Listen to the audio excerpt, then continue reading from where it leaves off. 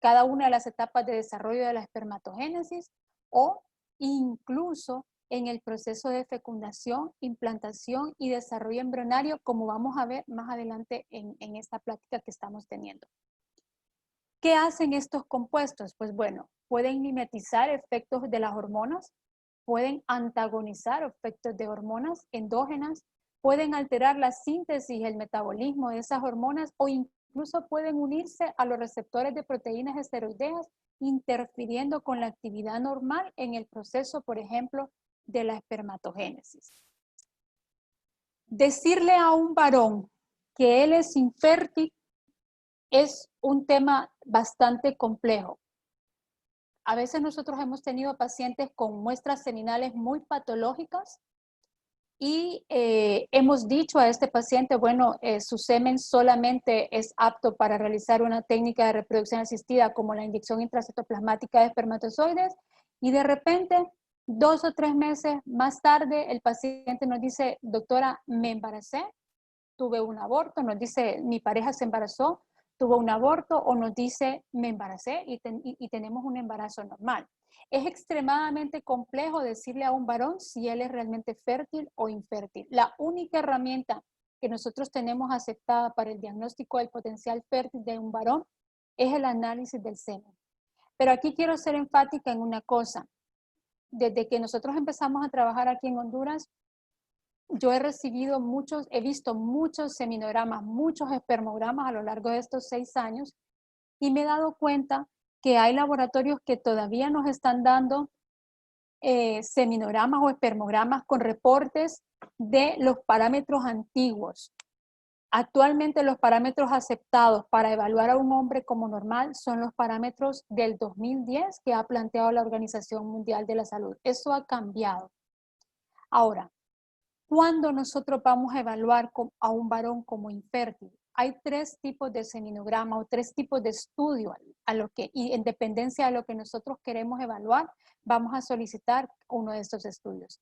Si lo que nosotros queremos saber es cuál es el potencial reproductivo de un varón, estamos obligados a obtener un seminograma reproductivo. ¿Qué es lo que diferencia este seminograma del típico espermograma que nosotros recibimos en las consultas? Es el recuento de espermatozoides móviles.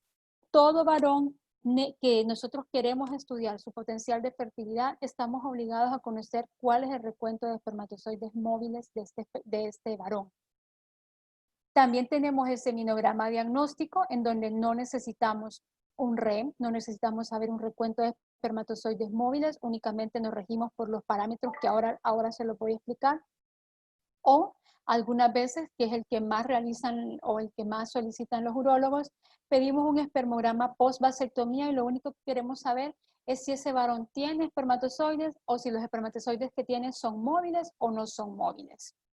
¿En qué consiste un seminograma reproductivo? ¿Cuál es el que a nosotros nos interesa de cara a saber el potencial de reproducción de un varón?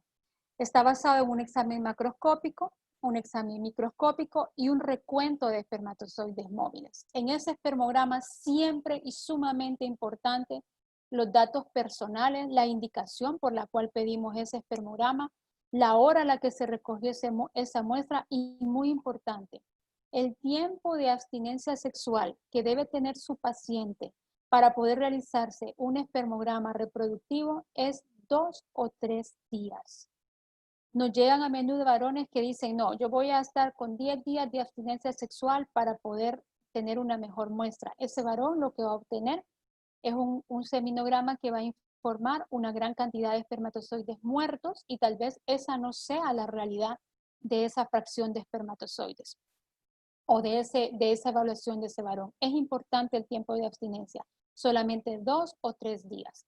También es importante que el varón nos informe si recogió la muestra completa, porque la mayor parte de los espermatozoides que van a formar parte del recuento de espermatozoides móviles están en las primeras gotas del eyaculado. Y si esas primeras gotas de eyaculado se han caído, eso puede afectar el informe y puede afectar el resultado de ese varón. Una cosa bien frecuente que nos preguntan los pacientes, la cantidad de semen. El volumen mínimo aceptado es 1.5 mililitros. Eso es el volumen que nosotros habitualmente, muestras normales tienen en torno a 1.5, 2 mililitros. Cuando ya tenemos mucho más semen, pueden haber, o mucho más volumen, pueden haber otras patologías seminales en relación con líquidos prostáticos, vesículas seminales. Un valor normal está en 1.5. El tiempo de licuefacción debe ser unos 20 minutos aproximadamente. ¿Qué vamos a evaluar en ese examen microscópico? La movilidad, la concentración y la morfología. No me voy a detener mucho en cómo se hace la evaluación del semen, pero sí decirles que es sumamente importante y hay dos detalles muy importantes para una correcta evaluación de semen. Una persona entrenada y los aparatos adecuados, porque el semen se evalúa con microscopios distintos a los microscopios convencionales. También tenemos cámara de recuento de espermatozoides. No se cuentan en la plaquita normal, se deben contar a través de una cámara de Neubauer o a través de una cámara de Mackler, que más adelante la van a ver en una diapositiva que tenemos. Estos son los parámetros de normalidad que se han establecido en la OMS, y yo quisiera que nos quedáramos con 4 valores, que son los más importantes. El volumen en torno a 1.5 mililitros, la concentración 15 millones por mililitro, nosotros podemos decir que ese varón es normal. Yo sé que y cuando yo vine aquí me reportaban muchos espermogramas que decían 80 millones de espermatozoides, 60 millones de espermatozoides. Algunas veces me ponían muchos millones. Realmente un varón con 15 millones por mililitro es un varón normal. Una movilidad progresiva en torno al 32%, y algo a lo que yo no estoy muy acostumbrada aquí es a los parámetros que me dan de evaluación de morfología. Un hombre normalísimo, buenísimo, como diríamos, un hombre con semen de semental no tiene mucho más del 4% de formas normales. Y en los laboratorios muchas veces nos informan 80% de formas normales, 60% de formas normales. Eso no es viable. Eso es porque no se ha evaluado adecuadamente la morfología utilizando un microscopio de contraste de fases. La morfología más buena que yo he visto aquí está en torno al 11 al 15%. La mayoría de varones normales tienen entre 4 y 10% de formas normales, nada más, y el resto no son normales. En cuanto a la movilidad, pues tampoco me voy a detener mucho, solo que sepan que la movilidad puede ser progresiva o movilidad no progresiva, o que nos encontremos espermatozoides inmóviles. Estas son las cámaras para contar espermatozoides. Eso también es otra cosa que no se acostumbra mucho en nuestros laboratorios, el realizar un conteo en las cámaras adecuadas que nos van a dar las fórmulas adecuadas para poder contar con exactitud la cantidad de espermatozoides. Generalmente lo que se hace es poner los espermatozoides en una plaquita y contarlos por campos, pero realmente que sepan que existen estas cámaras. Nosotros en nuestra parte del laboratorio de reproducción humana, pues utilizamos la cámara de Neubauer, que es la que ustedes tienen, la cuadradita. Esa es la cámara que habitualmente nosotros utilizamos aquí para el conteo de espermatozoides. En cuanto a la morfología, bueno, existen múltiples alteraciones. Yo se las dejo que las puedan observar en la diapositiva. Se requiere un personal altamente entrenado para poder ver la morfología de los espermatozoides, y se requiere un aparato de microscopio adecuado para poder observar también esa morfología, y es sumamente importante porque a veces vemos varones con concentraciones normales, con buenas concentraciones, pero cuando nos vamos a ver la morfología, realmente la morfología es bastante anormal. ¿Cuáles son las patologías seminales que nosotros diagnosticamos en el laboratorio? Pues las tienen ustedes en esta diapositiva. La astenosospermia, que es la disminución de la movilidad; la oligosospermia, que es la disminución en la concentración; la teratosospermia, que es la disminución en la morfología, varones con menos del 4% de formas normales; y la combinación de cada una de estas patologías, porque lo habitual no es encontrar una, lo habitual es encontrarlas combinadas. La patología más frecuente que nosotros encontramos en los varones que acuden con nosotros por temas de infertilidad es la oligoastenoteratospermia, es decir, hay alteraciones en la concentración, hay alteraciones en la movilidad y hay alteraciones en la morfología. Eso es lo más frecuente que nosotros nos encontramos en el laboratorio. La zoospermia, que es la ausencia de espermatozoides, la criptosorpesmia, cuando encontramos menos de 100.000 espermatozoides, cuando es sumamente difícil encontrar los espermatozoides en muestras, y esto lo vemos nosotros también con cierta frecuencia, no es infrecuente encontrarlo. Y este sería el grupo de patologías seminales que nosotros podríamos diagnosticar a través de un seminograma. Me voy a detener en esto porque no quiero aburrirlos mucho con esta parte y otra parte en la que me quiero centrar más de la charla, pero sí quiero dejarles este primer concepto muy importante, esta idea que nos quedemos. No es lo mismo que usted evalúe un semen porque usted quiere saber si ese semen tiene alguna infección, si tiene alguna patología, a si usted quiere saber si ese varón tiene un potencial de fecundar una mujer. Para eso necesitamos este parámetro, el recuento de espermatozoides móviles. Para realizar el recuento de espermatozoides móviles se debe hacer un proceso de laboratorio que se llama capacitación espermática. En ese proceso lo que nosotros hacemos es colocar a esa muestra de semen y trabajamos con toda la muestra de semen y se coloca como si yo pusiese esa muestra de semen en la vagina de una mujer y va a sufrir ese semen el proceso que sufriría normalmente en el tracto genital femenino. Nosotros reproducimos ese proceso en el laboratorio con medios de cultivo y con máquinas especiales como centrífugas de cabezal oscilante que nos permiten hacer al espermatozoide pasar por el proceso de capacitación espermática. Y al final de ese proceso, que lo hacemos por dos técnicas distintas de laboratorio, que solamente les dejo ahí los nombres, el swim map y el gradiente de densidad, que son las técnicas que usamos aquí para hacerlo. Y con eso nosotros obtenemos un recuento de espermatozoides móviles. ¿Cómo? Haciendo una fórmula matemática entre el volumen, la concentración y la movilidad progresiva. ¿Y por qué es tan importante ese REM? ¿Por qué es que si yo quiero diagnosticar a un varón en su potencial reproductivo necesito un REM? Porque ese REM me va a decir cuál es el tratamiento que a ese paciente le conviene. Y de esta forma tenemos, si tenemos pacientes con un recuento de espermatozoides móviles por encima de 3 millones, yo sé que ese paciente puede embarazar a su pareja si yo realizo una inseminación artificial. Ahora, si ese recuento de espermatozoides móviles está por debajo de ese valor y lo encontramos entre 1 y 3, es una paciente que es candidata para fecundación in vitro. No podemos hacer otro tratamiento con ella. Y si es un recuento inferior a 1 millón, esa paciente, la única forma que nosotros tenemos, o médicamente hablando, de embarazarla o de ayudarle a conseguir un embarazo es a través de una inyección intracitoplasmática de espermatozoides. Por eso es que es tan importante realizar un espermograma reproductivo que nos pueda dar un recuento de espermatozoides móviles para orientar el tratamiento de los pacientes.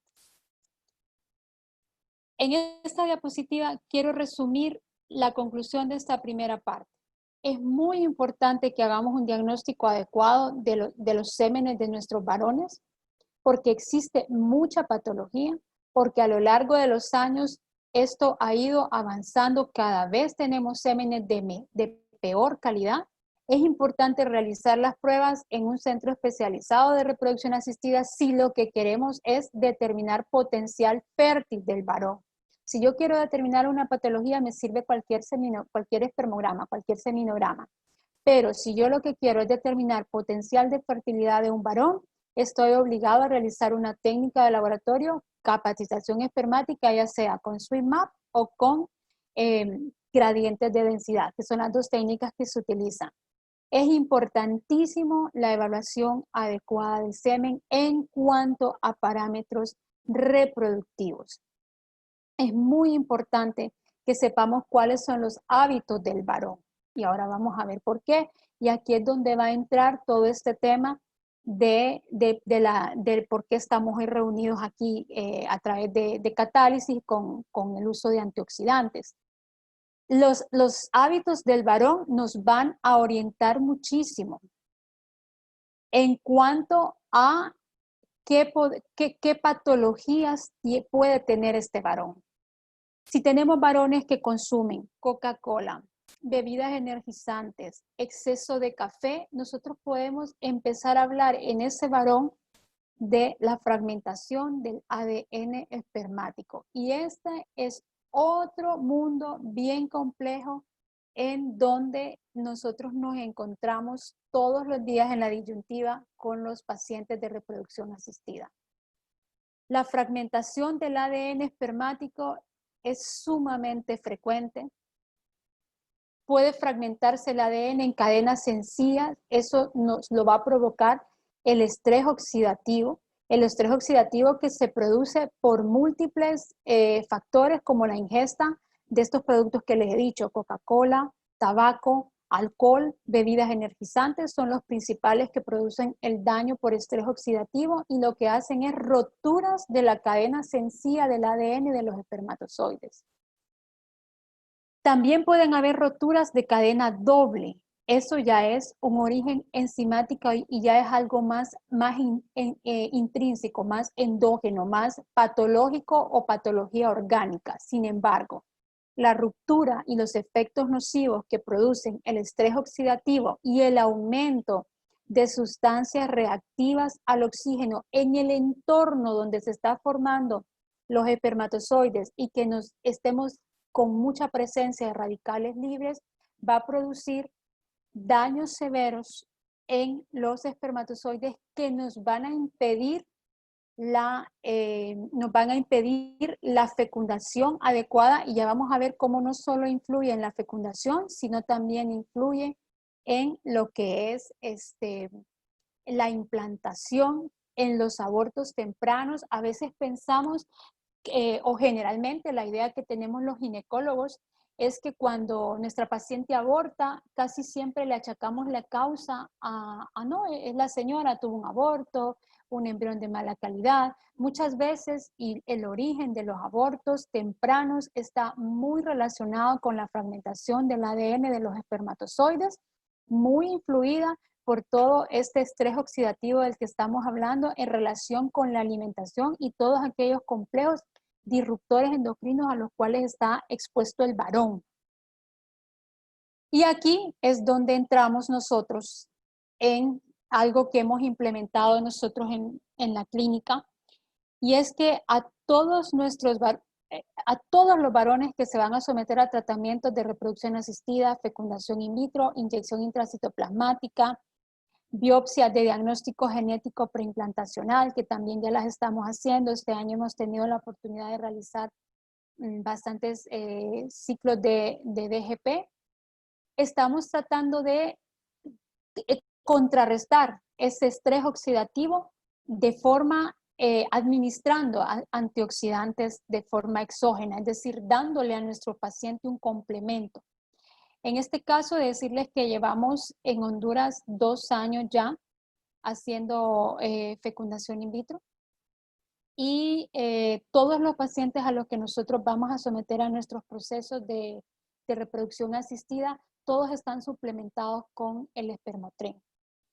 Hemos visto muy buenos resultados con el uso de este producto, que lo que tiene es una serie de antioxidantes que nos permite contrarrestar el daño oxidativo que se produce a nivel de testículo. A nivel de, por ejemplo, lo utilizamos mucho también en los pacientes con varicocele, porque hemos visto que nos ayuda también a aumentar o a mejorar el daño de estos espermatozoides. Cada uno de los compuestos que tiene espermotren, el selenio, la fructuosa, el sulfato de zinc, el ácido fólico, las vitaminas del complejo B, la arginina, que nosotros lo usamos mucho también porque mejora, tiene un efecto vasodilatador, mejorando la microcirculación. Hay pacientes nuestros que tienen varicocele y nosotros pues a veces no siempre operamos los varicoceles. Habitualmente los sometemos a un tratamiento de 3 meses con antioxidantes, cambio en sus hábitos de alimentación, cambio en sus hábitos de sedentarismo. Es importante un poquito de ejercicio, pero ejercicio moderado. No recomendamos ejercicio extenuante tampoco. El exceso de ejercicio también produce fragmentación, especialmente en las cadenas dobles de ADN. Entonces, nosotros suplementamos a nuestros varones durante 3 meses previo a nuestros tratamientos. Casi todos nosotros les dejamos este suplemento durante 3 meses y hemos obtenido unos muy buenos resultados. ¿Para qué es específicamente el uso del espermotren o de los antioxidantes en la infertilidad masculina? Pues lo que nos va a ayudar es a mejorar la oligospermia, mejorar la astenospermia, y en lo que hemos visto mejoría es la teratospermia postquirúrgica, especialmente después de haberle realizado al paciente una cirugía de varicocele.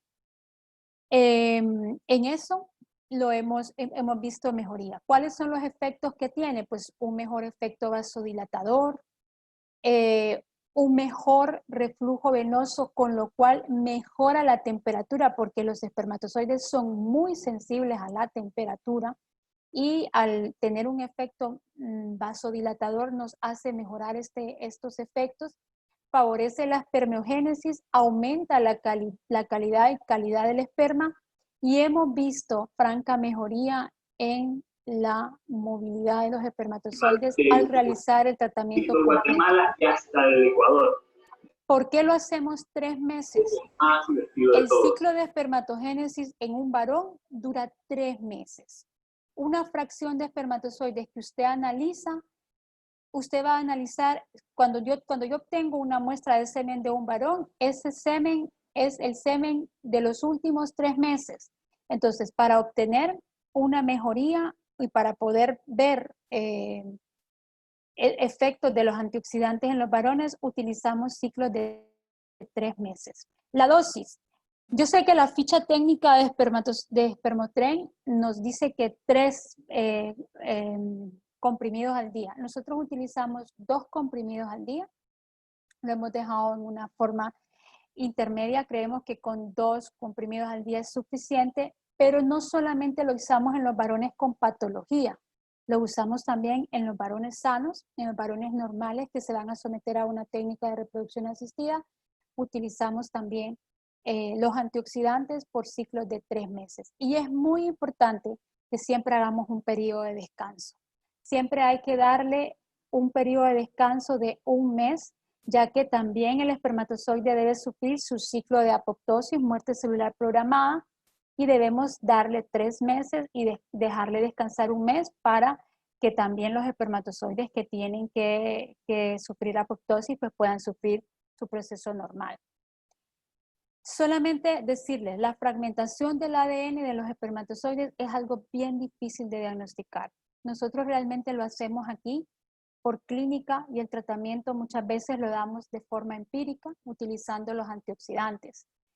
La fragmentación de cadenas sencillas se va a asociar a una tasa menor de fecundación y son pacientes que aunque mantengan sus relaciones, cuesta más que sus parejas se embaracen. Y la fragmentación de cadena doble se asocia mucho a los fallos de implantación, a los abortos tempranos. Y esto nosotros lo vemos muy gráficamente expresado cuando hacemos nuestros ciclos de fecundación in vitro y vemos que sémenes bien alterados nos están dando pues abortos tempranos o nos están dando una evolución del embrión en nuestra incubadora, en nuestro laboratorio, nos están dando una cinética embrionaria bien lenta y ahí nosotros pensamos este hombre tiene fragmentación de cadena doble del ADN de los espermatozoides. Estos 2 diagnósticos son muy específicos cuando ya estamos realizando una técnica de reproducción asistida, pero lo podemos adelantar haciendo una buena anamnesis del varón y evaluando al varón en todo su contexto. A veces es lo que yo compartía con algunos compañeros urólogos con los cuales tengo confianza, y yo les decía, en las consultas de urología al varón no le están sacando o no le están extrayendo toda la información que ustedes necesitan para saber cuál es el daño que ese varón pueda estar teniendo. Solamente quiero presentarles, ya estoy terminando, quiero presentarles estas 2 diapositivas solo para el conocimiento de ustedes. ¿Cómo podemos diagnosticar la fragmentación del ADN de los espermatozoides? Existen estas 2 tecnologías que pues nosotros justo antes de la pandemia queríamos empezar a usar esta cámara MAX para seleccionar los espermatozoides, tratar de seleccionar mejor nuestros espermatozoides para técnicas de reproducción asistida, porque bueno, en reproducción humana lo que más hacemos es ICSI, lo que hacemos es inyección intracitoplasmática de espermatozoides. Realmente llevamos 2 años y prácticamente debo decirles que nunca hemos hecho una FIP, siempre nos vamos a ICSI porque nos da mayor tasa de fecundación y mayor tasa de embrión y mayor tasa de embarazo. Están las columnas de anexina, que esto es por un campo magnético, se hace una separación magnética por columnas de anexina, que es una sustancia especial, en una camarita especial como esta, y separamos los espermatozoides fragmentados, quedan en un campo magnético separados, y entonces solo nos quedamos con los que consideramos que no están fragmentados porque han sido seleccionados por el campo magnético, y con eso realizamos nuestro tratamiento de fecundación in vitro. Y luego hay otra tecnología que es un poquito más específica para determinar fragmentación de cadena doble, y es este chip o cámara microfluídica que también se está usando mucho en laboratorios para técnicas de baja complejidad.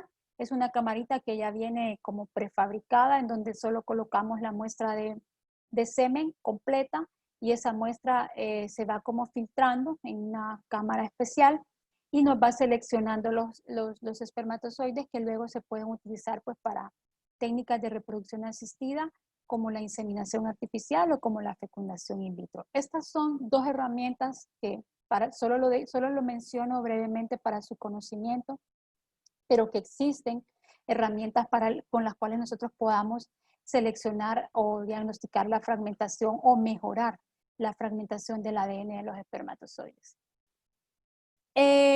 Importantísimo, esto que estamos viendo es lo que está afectando muchísimo la calidad del semen de los varones, junto a todo lo demás que hemos mencionado, sustancias químicas y compuestos disruptores endocrinos, que estamos hablando desde los talatos hasta muchas otras más sustancias que pueden estar hasta en los productos que usamos diariamente en nuestra casa. Dejar por sentado que la calidad seminal está disminuyendo en relación con todas estas cosas que hemos platicado en esta charla, que por lo tanto es sumamente importante un varón que está teniendo dificultad reproductiva indagar un poquito más que solamente hacer el espermograma y decirle que está bien o que está mal. Hay muchas más cosas que ver. Y dejarles otra idea bien clara, y es que si nosotros queremos evaluar el potencial reproductivo de un varón, debemos hacer un espermograma reproductivo, un seminograma reproductivo, un centro especializado que nos dé un buen análisis de la muestra. Es importante todos los detalles y que es imprescindible tener un recuento de espermatozoides móviles para saber cuál es la técnica de reproducción asistida o cuál es la mejor forma para que un varón se pueda embarazar. En esta última diapositiva solamente he puesto una foto panorámica de lo que nosotros llamamos nuestra fábrica de sueños. Ahí es donde estamos haciendo ese es el laboratorio que tenemos aquí en Tegucigalpa. Tenemos allí un microinyector, realizamos FIB, realizamos la microinyección intracitoplasmática de espermatozoides. Ven ahí una cámara también de flujo laminar para la evaluación y extracción de los óvulos. Y pues actualmente también, gracias a Dios, hemos avanzado un poquito más y ya estamos realizando también el diagnóstico genético preimplantacional. Es decir, estamos haciendo biopsias embrionarias para diagnosticar patología genética en embriones antes de ser transferidos. Ha sido un placer contarles un poquito. He tratado de hacerlo muy sencillo porque, insisto, el tema era bien árido, pero sí dejarles 3 ideas concretas. Solamente son 3 ideas. Definitivamente, nuestros varones están sufriendo disminución de su calidad seminal, eso es un hecho, por todo lo que hemos hablado. Lo segundo, es importante indagar al varón y realizar un buen estudio de semen para poder decirle al varón qué es lo que realmente tiene que hacer, porque sí que se pierden mucho tiempo en diagnósticos incorrectos. Agradezco muchísimo su atención, un placer haber compartido un poquito nuestro trabajo, y insisto en que deseo para todos ustedes que este tiempo de pandemia, pues nuestras familias todas estén bien. Nos hemos dado cuenta en estos últimos meses lo frágil que es la humanidad, y que el tesoro más grande que tenemos es la salud. Y la otra cosa, darle gracias a Dios también, porque a través de nuestras profesiones creo que ayudamos a muchas personas. Muchísimas gracias por su atención. Doctora Fátima, muchísimas gracias a todos, un placer. Pues en esta sección al final realmente está dedicada a preguntas. Cualquier pregunta que tengan hacia la doctora Fátima y el tema, pues está la sección del chat y yo procederé a irlas leyendo a medida van pues surgiendo. Si ustedes gustan, pueden en este momento realizarlas. Estaré pendiente. Si pasados 1 o 2 minutos no aparece ninguna interrogante, pues palabras de despedida.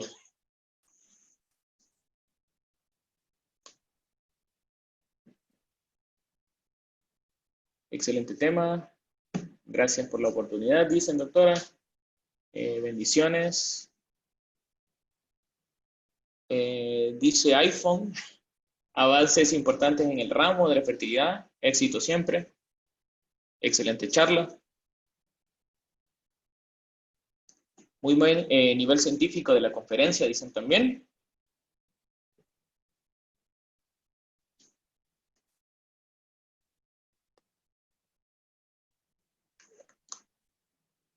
Parece que es Sofía Barjum, Galaxy A7, tiene una pregunta. También aquí José Rivera. Dice que qué tanto puede variar una muestra de semen entre un mes y otro según el estilo de vida de un paciente. Mire, es una pregunta sumamente interesante, y la verdad, eso era algo que también les quería decir y se me pasó por alto. Todo espermograma o seminograma alterado, si a usted le sale un espermograma, este detalle es muy importante, gracias que esta persona nos lo recordó, porque es algo que también todos tenemos que saber y tener bien claro en cuanto a semen. Efectivamente, las muestras de semen no son iguales todo el tiempo, pueden variar de una muestra a otra. ¿Qué es lo que se hace? Todo espermograma alterado amerita ser repetido. Eso es una máxima y es una norma. Si usted tiene un espermograma alterado con alteraciones de concentración, movilidad, morfología, la alteración que sea, usted debe repetirlo. ¿Cuál es el tiempo que usted debe esperar? Y eso es lo que nos cuesta hacer entenderle a los pacientes. Debe esperar 3 meses para repetir un espermograma. Si en 3 meses un espermograma vuelve a salir alterado, en ese momento ese paciente sí se diagnostica ya con la patología que salga, pero sí debe ser repetido. Si usted quiere ver mejoría con el tratamiento antioxidante, también tiene que darle 3 meses a su paciente de antioxidantes, cambios de hábitos de vida saludable, un poco de ejercicio moderado. No les recomendamos el ejercicio excesivo, porque eso también fragmenta el ADN. Efectivamente, las muestras de semen son variables, incluso cada 3 meses puede producirse una fracción distinta del testículo, es la que nos va a dar los espermatozoides. Y no todas las fracciones del testículo tienen los mismos espermatozoides. Eso muy importante, y gracias porque nos lo recomendaron, nos lo recordaron. Semen alterado, espermograma alterado, debe ser repetido en 3 meses. Si en 3 meses se confirma la alteración, se da por sentada esa alteración, le da usted tratamiento si usted cree que puede mejorar con antioxidantes, en el caso de oligospermia, astenospermia, y 3 meses más tarde se debe repetir el espermograma para comparar si ha habido una mejoría significativa. Doctora Martínez, hay otra pregunta de la doctora Beatriz Sosa. Dice, excelente doctora Martínez, pregunta, ¿en qué casos estará indicada una punción testicular para extracción de espermatozoides? Muy bien, contarles que hemos tenido también nosotros este año varios casos en los casos de azospermia. Miren, este tema de semen es bien complejo. ¿Qué hacemos nosotros con los varones azospermia? ¿Cuándo hacemos biopsia testicular o punción de epidídimo para obtener espermatozoides? Cuando por eyaculado no los obtenemos y cuando el urólogo nos ha evaluado que este paciente no tiene una alteración obstructiva y tenemos que ir a buscar si encontramos espermatozoides, porque muchas veces en biopsia podemos encontrar espermatozoides. ¿Cuándo está indicado? Cuando no los encontramos en eyaculado, cuando tenemos azospermia. Algunas veces también en pacientes con criptosospermia, que son alteraciones en donde encontramos 1 o 2 espermatozoides. Hemos tenido nosotros ese caso también de pacientes que hemos encontrado en un eyaculado 7 espermatozoides y hemos ido a biopsia a buscar espermatozoides. ¿Cuál es la finalidad de la biopsia? Existen 2 tipos de biopsia. La biopsia con fines reproductivos, en donde yo voy a obtener espermatozoides de testículo con la finalidad de poder generar embriones a ese paciente. Generalmente lo que nosotros hacemos es hacer la biopsia y congelar los espermatozoides para irnos posteriormente a una paciente para irnos a hacer embrioncitos y poder conseguir que una paciente se embarace. En conclusión, vamos a indicar una biopsia testicular o una punción testicular cuando tenemos casos de azospermia con hormonas normales y vemos que son hombres que podrían tener producción de espermatozoides y que se ha descartado una causa obstructiva y que el urólogo nos ha dicho, pues ya lo único que podemos hacer es obtenerlo de biopsia. En esos casos hacemos punción testicular, generalmente en epidídimo, o hacemos biopsia testicular. Hay bastantes casos. Nosotros ahorita hemos hecho este año, se han hecho por lo menos 3 o 4 biopsias y estamos pues a la espera de los resultados de los ciclos de fecundación in vitro, que la verdad han estado un poco parados todo este tema de la reproducción asistida por la pandemia que estamos viviendo.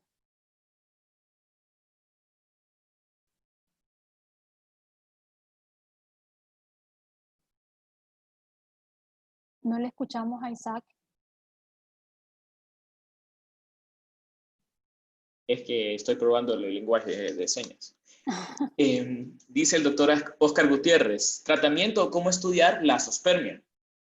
Bueno, cuando un varón tiene azospermia, lo primero que tenemos que hacer, todo esto que hemos hablado. Tenemos que buscar, indagar en sus hábitos, por ejemplo, obesidad, tabaco, fumar. Y luego hay que hacerle un estudio endocrino a ese paciente. Hacemos FSH, LH, testosterona y hacemos estradiol. Y nos llevamos la sorpresa, como les digo aquí, bromeando con algunos amigos urólogos, que no sé qué tiene el pollo de Honduras, pero tenemos muchos varones con estrógenos muy elevados. Eso está mucho en relación con la obesidad y estos cambios de compuestos disruptores endocrinos que cambian nuestros sistemas endocrinos y hacen, y lo otro que puede alterar también la azospermia es que haya, o nos puede generar azospermia, es que haya un daño primario de testículo. Entonces, en ese varón, cuando vemos azospermia, nos toca de primero evaluar esos testículos, tocar tamaño, ultrasonido de testículo, ver si hay un daño primario en testículo y hacer un estudio hormonal completo para ver qué alteraciones hormonales encontramos. Y al final, la mayoría de nuestros varones azospérmicos, para poder descartarles totalmente la producción de espermatozoides, pues muchos de ellos acaban en biopsia para saber si encontramos espermatozoides. Una cosa más que quiero decirles con respecto a esto de la azospermia, es sumamente complejo porque fíjense que a veces nosotros hacemos todo, el varón tiene todo normal y de repente vamos a buscar espermatozoides y no encontramos nada, no encontramos espermatozoides y a veces es difícil explicarle al varón porque también para nosotros es difícil encontrar la causa por la cual tiene azospermia. Decirles que también vemos muchos casos de azospermia pero más o menos el esquema es ese: varón, evaluación física, anamnesis, buscar cualquier alteración endocrina, y luego pues al final acabamos en biopsia viendo si encontramos espermatozoides en testículo. Eso es lo que hacemos generalmente con la zoospermia. Tratamiento, también nos preguntan el tratamiento. Ok, en cuanto al tratamiento de la zoospermia, si encontramos espermatozoides en testículo, y nosotros hemos tenido casos así, generamos embriones con los espermatozoides que hay en testículo y generalmente obtenemos embriones. Lo que es más difícil, y eso sí se los debo decir, los embriones generados con espermatozoides de testículo tienen tasas de implantación menores y también existe una menor tasa de fecundación.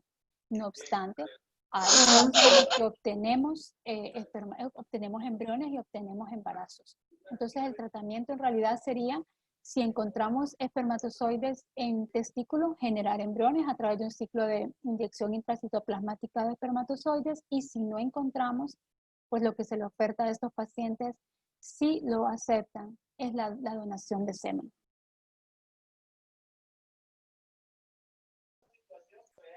Doctora, una última pregunta del doctor José Rivera. Con enfermedades de base controladas, ¿puede cambiar para bien en cuánto tiempo? ¿Siempre 3 meses sería un tiempo prudente para hacer una revisión? Sí, nosotros generalmente le recomendamos a los pacientes los ciclos de 3 meses porque la espermatogénesis es un ciclo de 3 meses. Ahora bien, está este matiz y este detalle de que no todas las fracciones de testículo nos van a producir los mismos espermatozoides. Entonces usted, si tiene un varón que está con patología de base controlada, que usted le ha estado dando tratamiento, que ha controlado su parte metabólica, que ha controlado su parte endocrina, que le ha dado antioxidantes. Hay otro antioxidante muy importante para la fragmentación del ADN del espermatozoide, que también se los comparto, que no es de catálisis, pero lo estamos usando también, que es el cúrcuma. El cúrcuma asociado a viperina también nos disminuye la fragmentación de ADN. Aquí en Honduras existen marcas comerciales que tienen cúrcuma. La dosis son 300 miligramos de curcuminoides más 10 a 15 miligramos de bioperina, y eso se le da al paciente junto con el espermotren. Lo utilizamos en casos bien extremos porque tenemos semen sumamente, o sea, tenemos muestras seminales sumamente patológicas. A mí me llama la atención del tiempo que yo llevo aquí trabajando en Honduras. De verdad, el estrés oxidativo es muy importante porque los hábitos de alimentación y los hábitos de vida de la cultura latinoamericana sí influyen bastante en las muestras de semen que vemos, son bastante patológicas. El tiempo por lo que le recomendamos 3 meses es porque eso dura el ciclo de espermatogénesis. Ahora bien, si usted ve una leve mejoría y usted quiere esperar otros meses, puede esperar unos meses más, porque puede ser que cuando usted haga otra evaluación de semen, el testículo que nos produzca sea una fracción diferente del testículo y veamos diferencias. Entonces, eso dependerá no solamente del varón, sino también de la edad de la mujer, de cuánto tiempo esta mujer pueda esperar. También es importante evaluar en contexto a la pareja para saber, porque si yo tengo un hombre con características seminales muy malas, que va a tardar muchísimo tiempo en mejorar, o en obtener un mejor semen, y yo tengo una mujer que tiene 39 años, a lo mejor le propongo a ese paciente rápidamente un ciclo de FIT para hacer ICSI, porque sé que también cuenta la edad de la mujer. Entonces esto también se evalúa en contexto. En conclusión, con enfermedades de base controladas, 3 meses le va a dar 3 meses de cambios de hábitos y antioxidantes, le va a dar un tiempo prudente para usted ver si hay una mejoría. ¿Y qué esperaría yo? Si es que veo una mejoría, unos 3 meses más para evaluar otra fracción de espermatozoides. Y ya si con eso no puedo mejorar a mi paciente, pues ya voy a evaluar qué hay del lado de la mujer para tomar una buena decisión.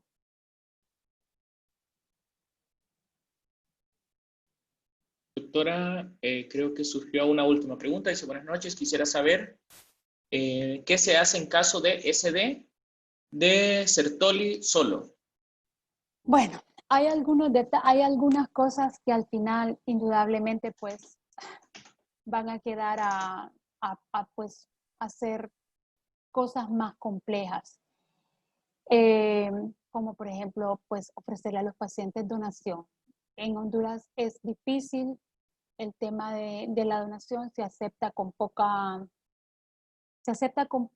no sé, tal vez por la cultura que tenemos y que no se ha creado todavía un hábito de que pues cada vez tenemos más dificultades reproductivas, tanto del hombre como de la mujer. En el hombre muy asociadas a todos estos disruptores endocrinos y a todas estas sustancias a las que estamos sometidos y a todo el estrés oxidativo, a las radiaciones, a todo lo que está sometido el testículo, pero en las mujeres también hacia también, o sea, hay casos en los que lo que nos queda es donante.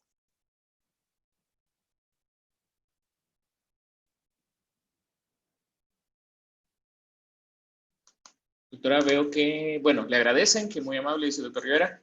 Y pues yo creo que si no hay más preguntas, nada más proceder a agradecerle a usted en particular, a nuestro equipo y sobre todo pues a todos los que asistieron a esta charla, a esta conferencia. Muy amable, sé que son tiempos difíciles y agradecerles, tanto yo como individuo y pues por todo mi equipo. Muchísimas gracias. Nada más que desearles una buena noche y que espero nos veamos pronto con abrazos y sin virus. Estamos deseando ya volver a reunirnos. Un abrazo. Gracias.